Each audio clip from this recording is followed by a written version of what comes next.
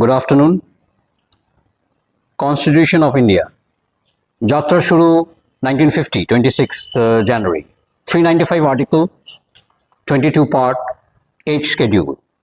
Indian Constitution of India. সংবিধান 1946 9th December প্রথম বৈঠক হয় দিল্লিতে। তারপর 2 বছর 11 মাস 18 দিন কনস্টিটিউয়েন্ট অ্যাসেম্বলি বৈঠক করে। তারপর 26 নভেম্বর 1949 ফাইনাল ভার্সন অ্যাডপ্ট করা হয়। আমাদের কনস্টিটিউশন অফ ইন্ডিয়া এটা কিন্তু দুটো ভাষায় লেখা হয়, একটা হিন্দি দেবনাগরী আর একটা ইংলিশ। মজার ব্যাপার হলো তখনকার ভারতে লিটারেসি রেট 80% ইলিটারেট। ইংলিশে কনস্টিটিউশন অফ ইন্ডিয়া লেখা হয়। চলুন আজকে এই নিয়ে কথা শুরু করব ডক্টর রয়ের সাথে। আপনার ডক্টর রয়, আজকে আবার আপনার সঙ্গে দেখা হলো। তবে আজকে টপিকটা হচ্ছে আমাদের কনস্টিটিউশন। আপনি আমাদের কনস্টিটিউশন অফ ইন্ডিয়া নিয়ে বলবেন, সংবিধান। তবে তার আগে আপনার সঙ্গে একটু ছোট্ট জানতে চাইব আপনার চিন্তাধারা। অনেকগুলো রাজ্যে এর মধ্যে পালাবদল হয়েছে, অনেকগুলো রাজ্যে পালাবদল হয়েছে। কোথাও সব জায়গায় এখনো অবধি তো শপথ গ্রহণ হয়নি, হওয়ার পরিকল্পনা চলছে, হচ্ছে হয়তো ইন বিটুইন ইন্টারিম। তো আমাদের রাজ্যে পশ্চিমবঙ্গেও অনেক নিরাশার মধ্যে, স্তূপাকৃত নিরাশা বলতে পারি, মধ্যে একটা আলোর হাতছানি দেখা গেছে যে একটা পরিবর্তন হয়েছে, পরিবর্তন হয়েছে। হ্যাঁ, তো এই পরিবর্তনটা আপনি কিভাবে দেখছেন from the point of democracy and from the point of constitution of India uphold its all the laws, rules and regulations? বাবা, এক সেন্টেন্সের মধ্যে আপনি এত ভারী ভারী শব্দ ঢুকিয়েছেন, constitution, democracy, law and my witness. হ্যাঁ, পরিবর্তন হয়েছে অবশ্যই। আগে একটা গভর্নমেন্ট ছিল, এখন আর একটা গভর্নমেন্ট হয়েছে, আমরা দেখতে পাচ্ছি, আমরা হতে চলেছে আর কি। হ্যাঁ, হয়েছে, যেমন ওয়েস্ট বেঙ্গল যেমন হয়েছে, এখন অলরেডি গভর্নমেন্ট শপথ নিয়েছেন যখনই তখন গভর্নমেন্ট। এবার শপথটা নিয়েছেন কিনা সেটা তো অন্য ব্যাপার, সেটা তো আবার আলাদা এসে যাচ্ছে। ওটা তো শপথ, এখন শপথ নিয়ে চিন্তাধারায় যাবো নাকি কনস্টিটিউশন নিয়ে চিন্তাধারায় যাবো? না, আমরা কনস্টিটিউশন নিয়ে যাবো, কিন্তু কনস্টিটিউশনে তো বলে দিয়েছে আপনি কি করে শপথ নেবেন। শপথ তো এই জন্য আসছে, কনস্টিটিউশন বলে দিয়েছে কি শপথ নেবেন আপনি। একটা এক্সাম্পল দিচ্ছি, একটা পরীক্ষা হচ্ছে কোথাও, পরীক্ষায় একজন ছাত্র এলো, তো ছাত্রকে পরীক্ষায় অ্যাডমিট করবে কখন? তার একটা অ্যাডমিট কার্ড থাকবে নিশ্চয়ই, যেটাকে আমরা স্কুলে বলতাম অ্যাডমিট কার্ড বা বোর্ডে অ্যাডমিট কার্ড, অন্য জায়গায় অন্য কিছু বলবে হয়তো, এন্ট্রি সার্টিফিকেট। তা সেই অ্যাডমিট কার্ডে মনে করুন তার নামটা যা থাকার কথা ছিল সেটা ভুল আছে, তা আপনার কি মনে হয় তাকে অ্যাডমিট করবে, পরীক্ষায় বসতে বলবে? নামটা ভুল, ওই লোকটি যে ছেলেটির নাম সেটা অ্যাডমিট কার্ডে যা লেখা আছে এই নামটা ডিফার করছে, তাকে কি অ্যালাউ করবে বলুন? না, অ্যালাউ করবে না। আর আরেকটা প্রশ্ন তার সঙ্গে সঙ্গে আসে যে এত অবধিও বা স্টুডেন্টটা কি করে পৌঁছে গেল ওই ভুল নামটা, সেটাও জানি না। ও কাছে কার্ড দিয়েছে, কার্ডটা নিয়ে গেছে, কার্ডের মধ্যে নামটা লেখা আছে ভুল। হ্যাঁ, না, অ্যালাউ করবে না। Legally allow. এত বছর পড়াশোনা করলো, এত ভালো স্টুডেন্ট, তো সে তো সবাই জানে এত ভালো, তো ওটাও তো ওর দোষ নয়, দোষটা তো অন্য কারো, তা ও কিন্তু অ্যালাউ করছে না। না, অ্যালাউ হবে না। তার মানে ও ওইখানে বসে পরীক্ষাটা দেবে, এর জন্য ওর একটা কোয়ালিফিকেশন দরকার। সে কোয়ালিফিকেশন হচ্ছে কি, ওর একটা অ্যাডমিট কার্ড থাকবে যেটা ভ্যালিড। এখানে ভ্যালিড অ্যাডমিট কার্ড নয়, ঠিক আছে? অতএব পরীক্ষা বসতে পারবে না।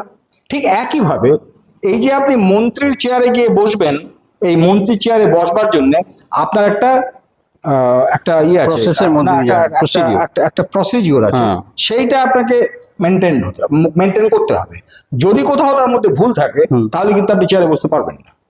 আপনি মনে করুন ট্রেনে বসতে যাচ্ছেন বা প্লেনে উঠছেন, প্লেনে ওঠার জন্য আপনার একটা কোয়ালিফিকেশন হচ্ছে আপনার টিকিট থাকতে হবে। টিকিট নেই আপনাকে ঢুকতে দেবে না, আপনি যেই হন না কেন ঢুকতে না, কোথাও ঢুকতে হবে। একইভাবে মন্ত্রীর চেয়ারে বসতে গেলে আপনার যে কোয়ালিফিকেশন সেটা হচ্ছে শপথ। আপনি কত লক্ষ ভোট পেয়েছেন সেটা পয়েন্ট নয়, আপনি কত বড় নেতা এটা পয়েন্ট নয়। পয়েন্ট হচ্ছে আপনি একটি শপথ যেটা নাকি কনস্টিটিউশনে দেওয়া হয়েছে, সেই কনস্টিটিউশন অনুযায়ী শপথটি আপনি নিয়েছেন কিনা। যদি নিয়ে থাকেন তাহলে নিশ্চয়ই আপনি ঢুকবেন, চাই তো আপনার কোয়ালিফিকেশন হয়ে গেল। আপনি এক বর্ণ লিখতে পারেন কিনা সেটাও পয়েন্ট নয়, আপনি টিপ ছুঁয়ে ছাপ দিয়েও আপনি লিখতে পারবেন, ঠিক আছে? কিন্তু আপনি শপথটা নিয়েছেন এক্স্যাক্টলি যেমন দেওয়া আছে কনস্টিটিউশনে। তাই যদি কনস্টিটিউশনের শপথটা নিয়ে থাকেন, কনস্টিটিউশনের শপথ, তাহলে আমার কোনো বক্তব্য থাকবে না। কিন্তু আমার বক্তব্য থাকছে যে কনস্টিটিউশনের শপথ কিন্তু আপনি নেননি। আমি আপনাকে এখানে একটু ইন্টারাপ্ট করব, কারণ আমাদের এই পুরো প্রসিডিওর, এন্টায়ার প্রসিডিওর সংবিধান মেনেই হয়েছে, এটাই আমরা জানি। কিন্তু এর গ্রাসরুট লেভেলে কনস্টিটিউশন অফ ইন্ডিয়া যেটা আছে আমাদের কাছে, ওইটাই তো আমাদের কাছে কি বলবো, আমাদের supreme law of the land, supreme law of the land, exactly. তো বলে আমরা জানি, হ্যাঁ আমাদের জানানো হয়েছে, হ্যাঁ ওটাই ফলো করেই তো আমরা যা কিছু এখন চারিদিকে যা হচ্ছে আর কি, ওটাকে ফলো করে, তাহলেও আমি কিছু বলতাম না। যদি ফলো করে করতেন, প্রথম তো ফলো করছেন না, তারপর বলুন। আপনি এটা কি করে বলছেন যে কনস্টিটিউশন অফ ইন্ডিয়া ফলো হচ্ছে না? হচ্ছে না তো, আপনি কি জানতে চান? তো বলে দেবো, এখনই বলবো। অবশ্যই, মানে এটা আপনি আমার শুনতেও কিরকম একটা অদ্ভুত লাগছে যে কনস্টিটিউশন অফ ইন্ডিয়া ফলো হচ্ছে না, এত কর্মকাণ্ডের মাধ্যমে হচ্ছে না বলছেন। এলিমেন্টারি ফলো হচ্ছে। কনস্টিটিউশনটা যদি ফলোড হতো তাহলে তো আমার আজকে আলোচনার কোনো বিষয় থাকতো না। আচ্ছা, প্রথম আমি বলি আপনাকে, ধরা যাক এই যে একটু আগে বললেন পালাবদল হয়েছে, পালাবদল হয়েছে মানে কি, নতুন করে একটা কিছু শুরু হচ্ছে। সাপোজ আমাদের দেশে নতুন করে সব শুরু হচ্ছে, এই শুরুটা হবে কবে থেকে বলুন তো? কখন থেকে? যখন থেকে একটা গভর্নমেন্ট এক্সিস্ট করবে, যখন গভর্নমেন্ট ফর্মড হবে, তাই? গভর্নমেন্ট ফর্মড হওয়ার কন্ডিশনটা কি? কন্ডিশন হচ্ছে যে রাষ্ট্রপতি একজন থাকবেন, তিনি নির্বাচিত সরকারকে বলবেন গভর্নমেন্ট ফর্ম করো।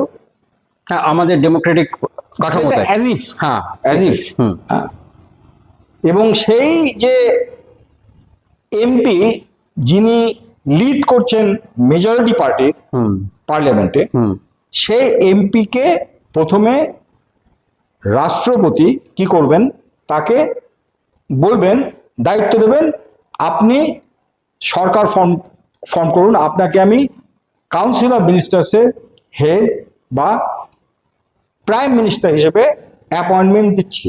আচ্ছা, এই দিচ্ছি বলেই উনি হয়ে গেলেন তা কিন্তু নয়।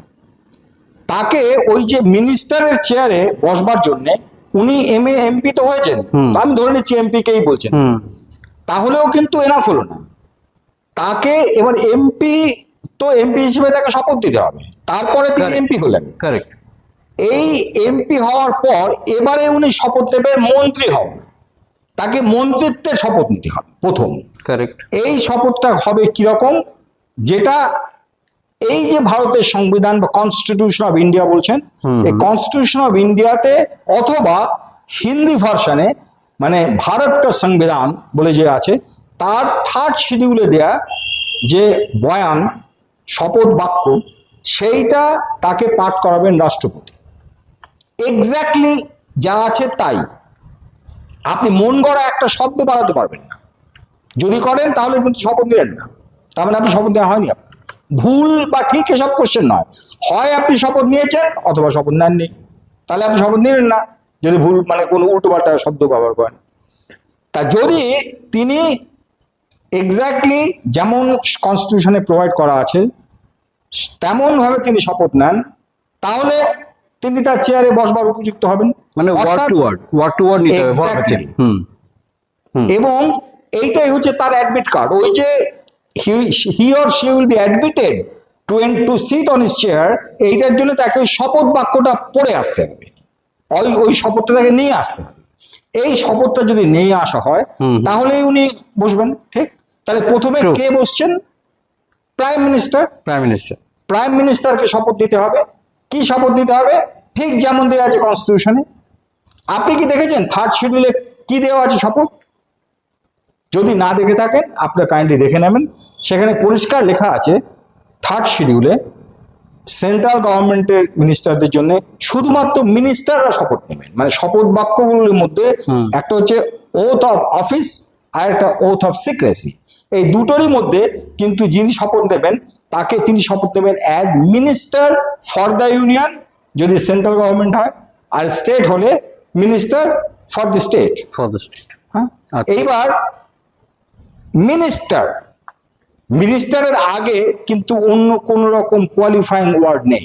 কনস্টিটিউশনটা ভালো করে পড়ে দেখুন, নেই। অর্থাৎ finance minister, defence minister, cultural minister, transport minister, prime minister, এরকম কোনো ব্যাপার নেই। ওই প্রাইম, ডিফেন্স, ট্রান্সপোর্ট কোনো শব্দ নেই, শুধু মিনিস্টার। শপথটা নেবেন শুধু minister, as a minister for the union, minister, not prime minister.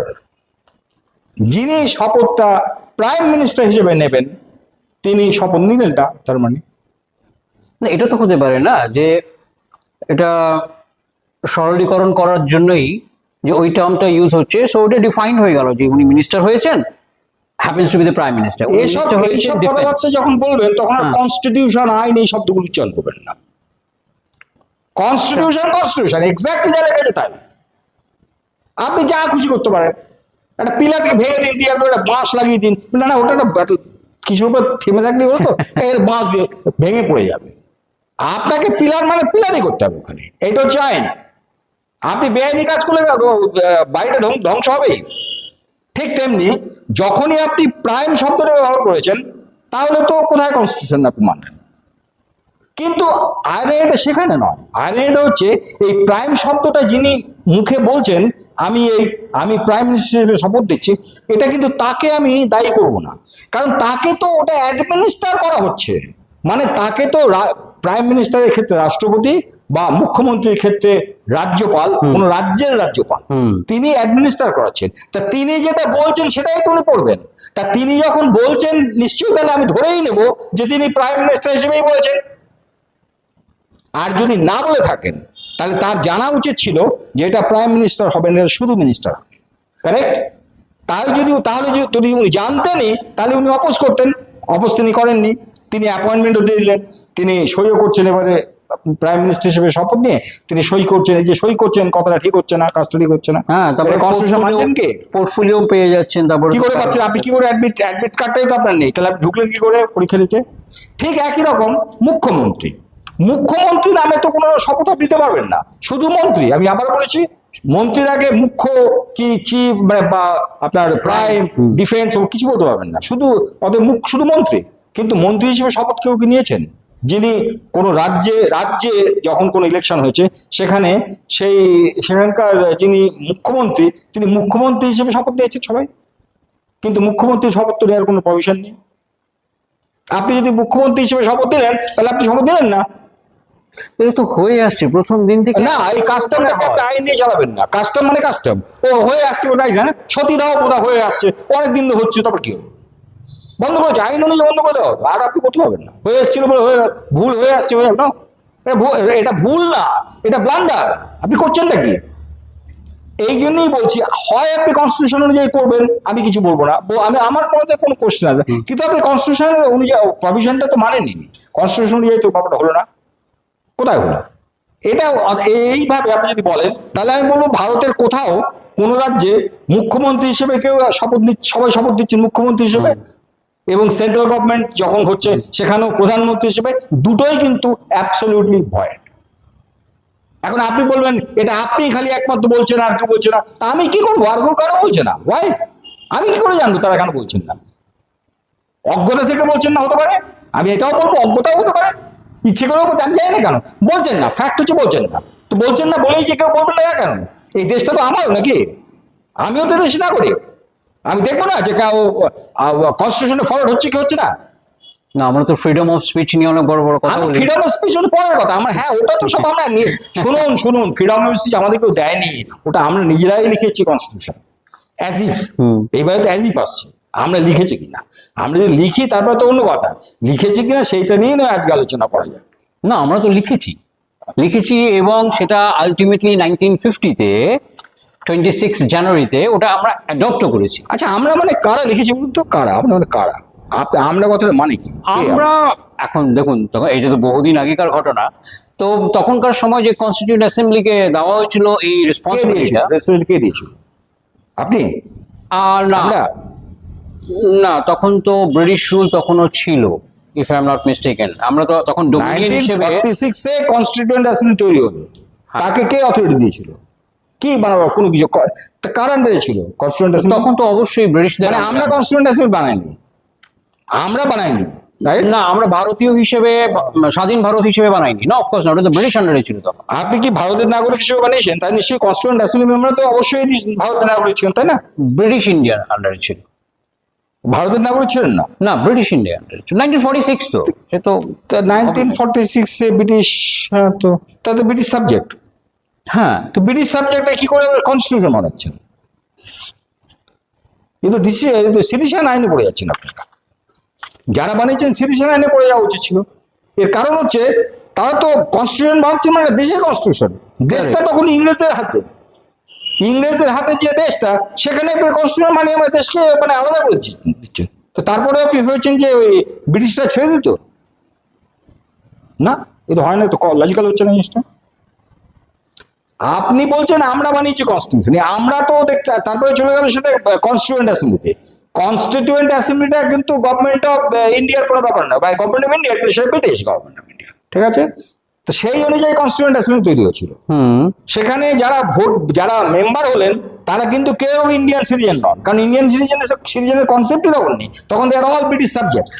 হ্যাঁ, কিন্তু 15th August 1947-এ যখন ট্রান্সফার অফ পাওয়ার হলো, তখন তো বাই ডিফল্ট এরাই কিন্তু ভারতীয় নাগরিক হিসেবে স্বীকৃতি পেতে হবে, যারা এই কনস্টিটিউয়েন্ট অ্যাসেম্বলিতে ছিলেন তারা, তাই না? কি কি উল্টো পাল্টা বলে যাচ্ছে মনে তো? না, আমি জানবার জন্য এইসব হচ্ছে তো। এরই প্রতিফলন হচ্ছে আমাদের প্রতিটি জীবনের, দৈনন্দিন জীবনে সব কিছু এরই প্রতিফলন। উল্টো পাল্টা হাবি যাবি যা কিছু বলে যাবেন, হয়ে যাবে। হ্যাঁ, এটা কি করে হয়? আমি বলতে চাইছি যে 1947-এ কি হলো? Transfer of power. এই যে ট্রান্সফার অফ পাওয়ার, এটা কোথায় আছে আপনার? এটা কোথায় পেয়েছেন শব্দটা? এই শব্দ বন্ধটা কোথায় পেলেন?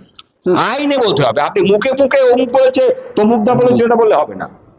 না, আমাদের 1947 জুলাই মাসে খুব সম্ভবত ইন্ডিপেন্ডেন্স অ্যাক্ট, যেটা ব্রিটিশ পার্লামেন্টে পাস হলো। আপনাদের বা আমাদের কিছু ব্যাপার না, সব ব্রিটিশ পার্লামেন্টে।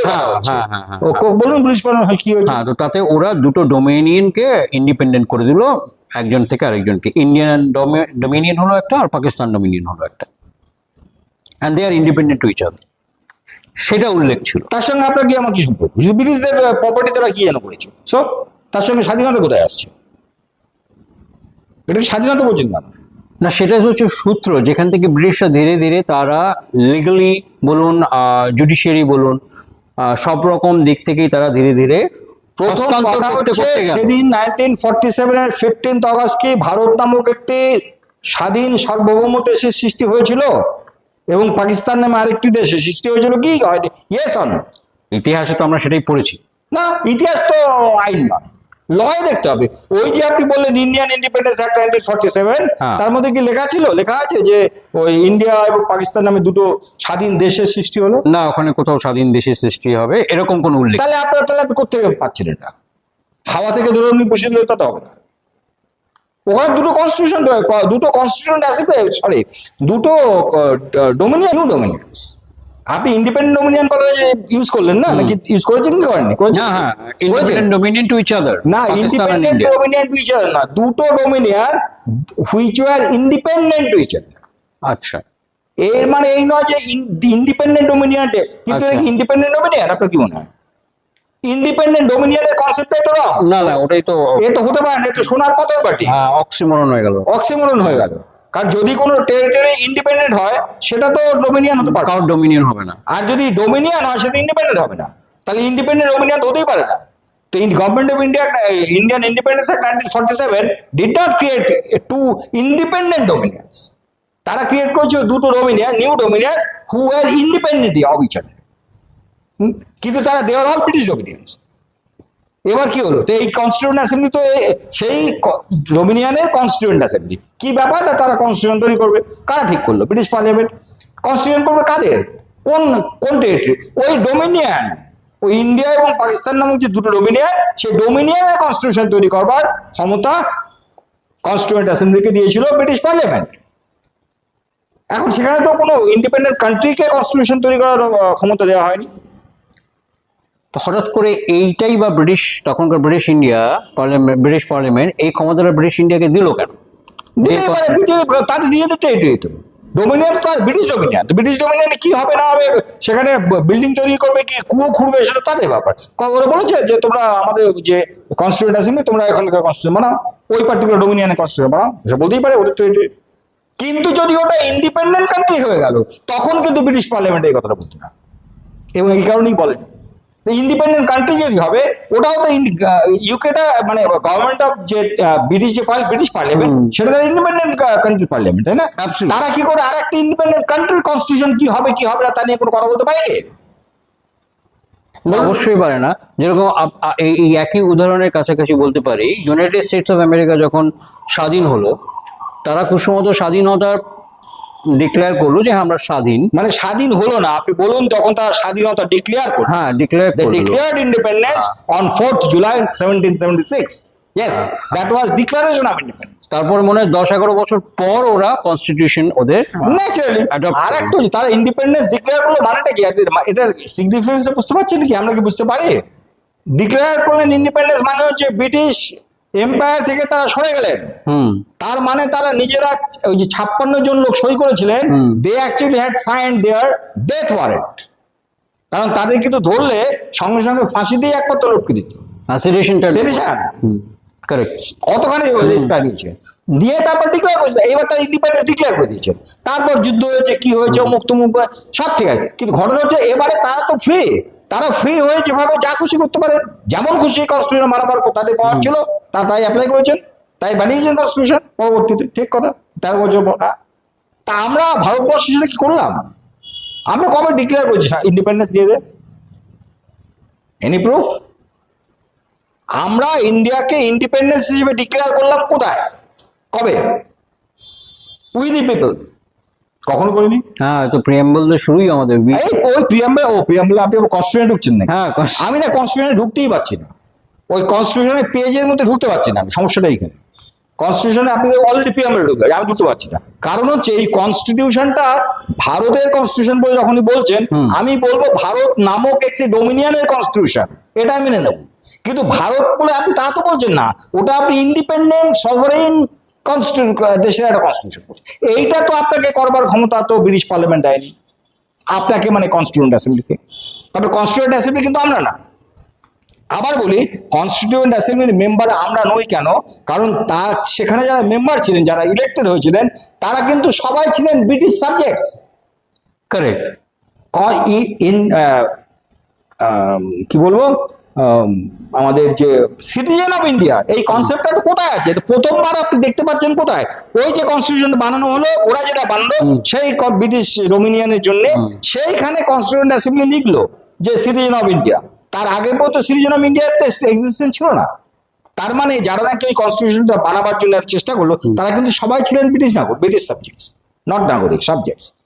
আচ্ছা, তর্কের খাতিরে যদি আমি আপনাকে বলি, ধরুন যে 1950-তে যে কনস্টিটিউশনটা আমরা অ্যাডপ্ট করলাম 26 আমরা জানুয়ারি, করিনি, অ্যাডাপ্ট করেছে কনস্টিটিউয়েন্ট অ্যাসেম্বলি। হ্যাঁ কনস্টিটিউশন অ্যাডপ্ট করেছে, তো তার কোনো লোকাল স্ট্যান্ডই নেই, ঠিক আছে। কিন্তু তার পরবর্তীকালে যখন ভারতবর্ষে প্রথম ভোট হলো 51-52-তে হয়েছে, যেটাতে প্রাইম মিনিস্টার 50-তে, যেখানে Jawaharlal Nehru first prime minister of India হলেন, ঠিক আছে।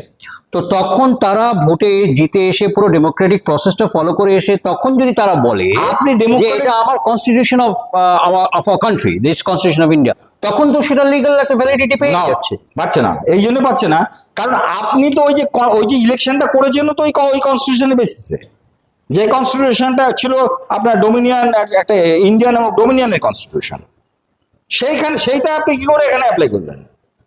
আর যদি বলেন ঠিক আছে এবার আমরা ইন্ডিপেন্ডেন্ট করেছি, মানে তাহলে আপনি পুরো ওইটাকে বাদ দিতে হবে। আপনার নর্মাল ভাবে যদি আসতে হতো, তাহলে ওরা কি করেছে না করেছে আমি জানি না, আমরা এখন ইন্ডিপেন্ডেন্ট, আমরা নিজেরাই আমাদের ইলেকশন করব, আমাদের একটা আইন অনুযায়ী করবো, সেই আইনটা করেছেন আপনারা না? কোথায় করলেন? এমন কোন একটা না, সেই আইনটা তো part and parcel of the constitution. ধরুন না তো, আপনি যেই না পার্ট অ্যান্ড পার্সেল বলছেন, ওটা আপনার সঙ্গে কি সম্পর্ক?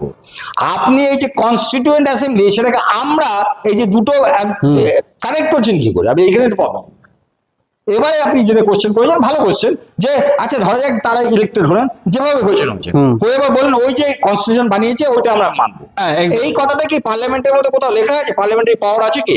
এটাকে বলে র্যাটিফিকেশন। একটা কোনো কনস্টিটিউশনকে র্যাটিফাই করছি আমরা, এরকম কোনো ভাবে কি কোথাও কি রেজলিউশন নেওয়া হয়েছে যে আমরা ওই পার্টিকুলার কনস্টিটিউশনটাকে ওয়ে করবো বা কিছু এখন থেকে?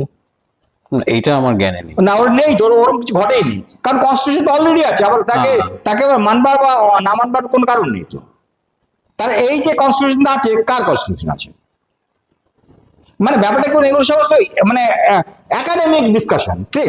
কারণ আপনি বলেন এখন আমাদের দেশ চলছে, এত বছর পার হয়ে গেছে সব, তো এত বছর পার হয়ে গেছে এখন কেন কথা বলছেন? এই যদি বলেন তাহলে আমি বলবো যে পৃথিবীতে যেখানে যেখানে ওই মানে ইজিপ্টের ফারাওদের নিয়ে রিসার্চ সব বন্ধ করে দিন। ওগুলো হাজার হাজার বছর আগেকার ব্যাপার হচ্ছে না, তা নিয়ে আপনি এখন রিসার্চ করবেন ভাই? না, সেই ধরনের কথা যুক্তিহীন। মানে এখানে ব্যাপারটা তা নয়, তো যখন নাকি ব্যাপারটা নয় ঠিক মতো, আমি যত বছর আগে হোক না আমি বলবো। আর এটা এমন কিছু বিরাট ব্যাপার না, 1947 কথা হচ্ছে, তো 47 কি হলোটা কি? এইটাই আমি বুঝতে পারছি না, এইটাই আমার কোশ্চেন। আপনি যাকে কনস্টিটিউশন বলছেন সেই কনস্টিটিউশনটা তো আমাদের হতে হবে, আমাদের বানাতে হবে, আমরা বানাবো।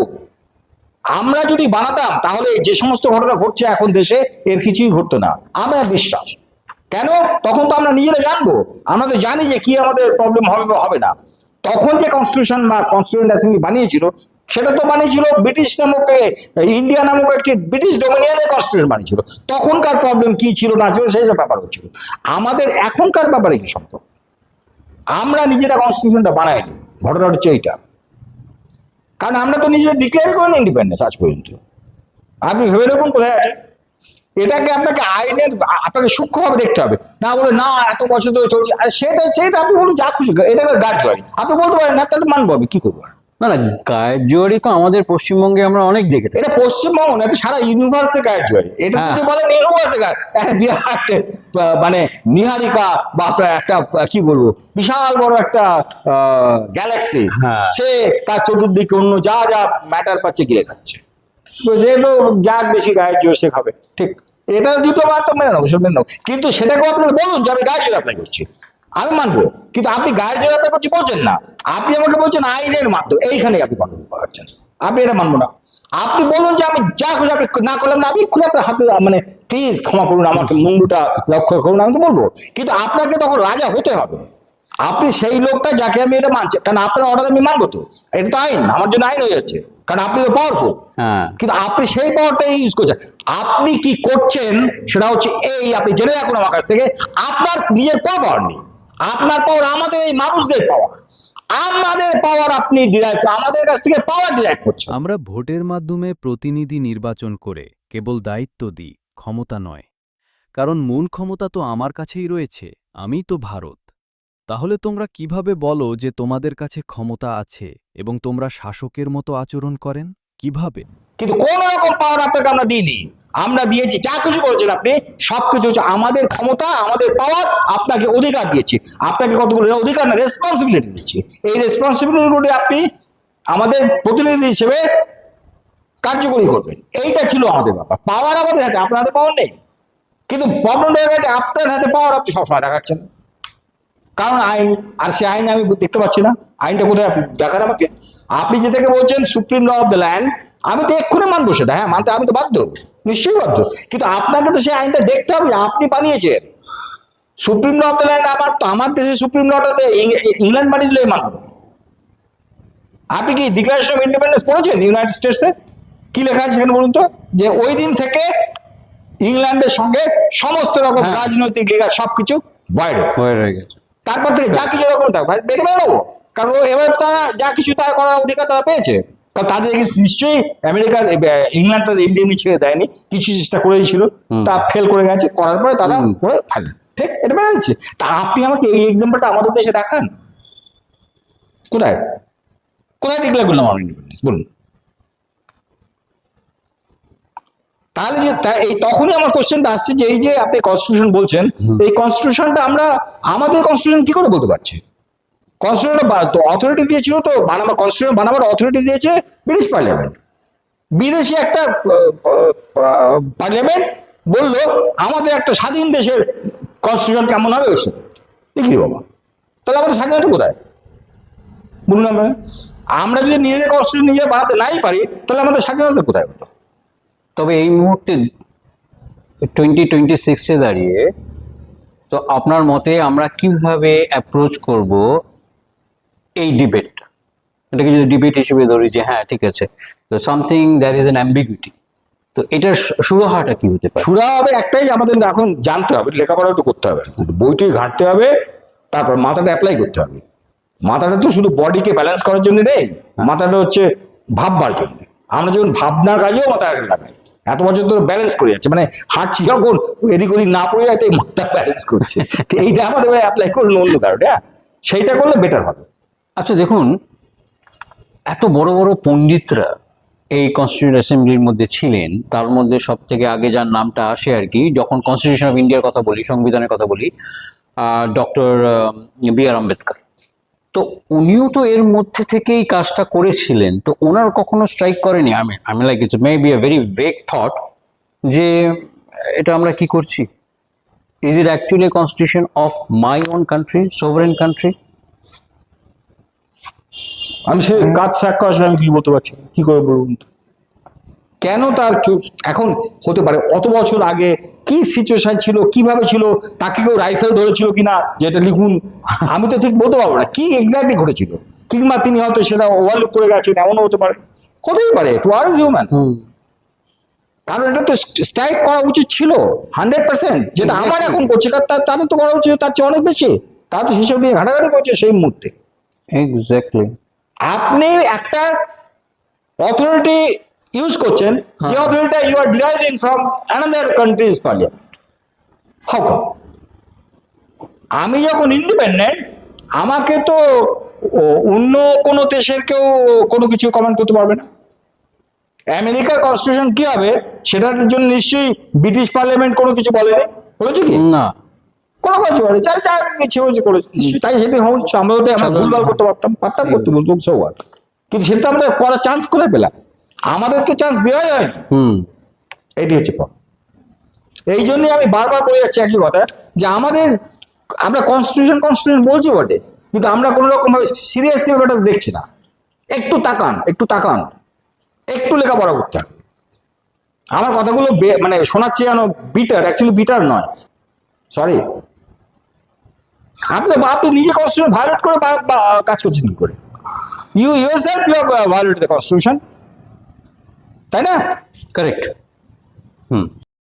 মাথাটা ভনভন করছে আপাতত কনস্টিটিউশন অফ ইন্ডিয়া। তো আজকে শেষ করব ডক্টর ভীমরাও রামজি আম্বেদকরের একটা স্টেটমেন্ট, যেটা উনি 2 সেপ্টেম্বর 1953-তে রাজ্যসভাতে বলেছিলেন। ওটা পড়তে হবে। Sir, my friends tales me that I have made the constitution, but I'm quite prepared to say that I shall be the first person to burn it out. This is for Gen Z, তোমাদের জন্য। Misuse, failure, gap, disappointment, কিসের পরিপ্রেক্ষিতে তিনি এরকম একটা কথা বলেছিলেন? Don't go by the literal meaning of it. This is for you Gen Z, think. Like, share, subscribe করবেন, আর ডেফিনেটলি মতামত জানাতে ভুলবেন না। নমস্কার, আজকের মতো আবার দেখা হবে অপলিফটের তরফ থেকে।